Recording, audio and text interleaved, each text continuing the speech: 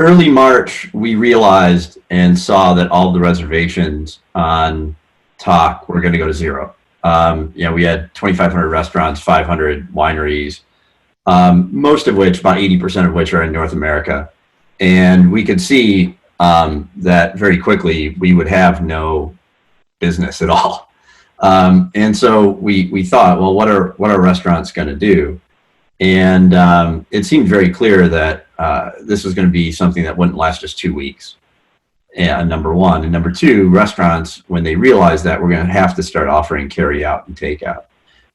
We were fortunate to be working with a restaurant called Canlis, which is one of the better restaurants in Seattle, and talked to the Canlis brothers and said, hey, we're going to repurpose some of our data on the back end, the dashboard of Tock, so that you can inventory your offerings like you do in a sit-down restaurant, but for carry-out. That was a big project, and we set a goal of doing it in 7 days.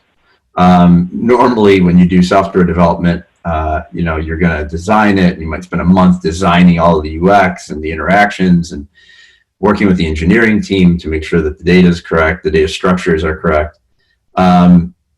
What we did in 6 days was really a couple month-long project. And frankly, it was relatively untested when we launched it. And we went, okay, does it do the basic things at all? And is there any danger in doing this? Well, the danger usually is that things don't work and your customers get ticked off.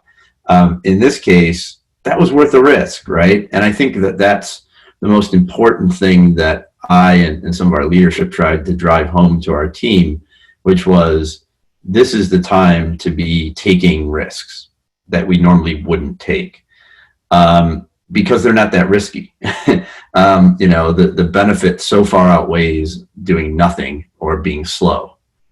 So 6 days later, we launched that with them and 4 or 5 other restaurants, including my own restaurants in Chicago, the Alinea Group.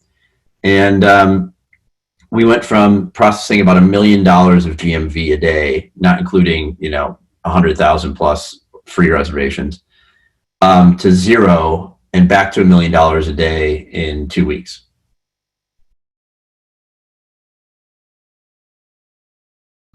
I was a derivatives trader for 12 years.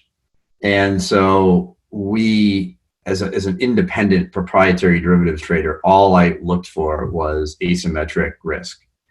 And so in February, when the first cases were coming up in the US, and understanding how logarithmic growth works, I was very fearful for the industry. And on March 8th, I tweeted that the hospitality industry is about to be decimated, and it's 4% of GDP.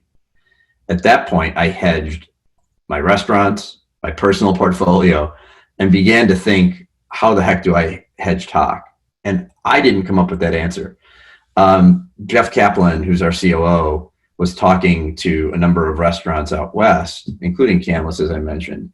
And he called me up and said, you guys are going to be doing carry out, and the big third-party, merch carry-out places charge 20 to 30%, as we know. I think we can do this.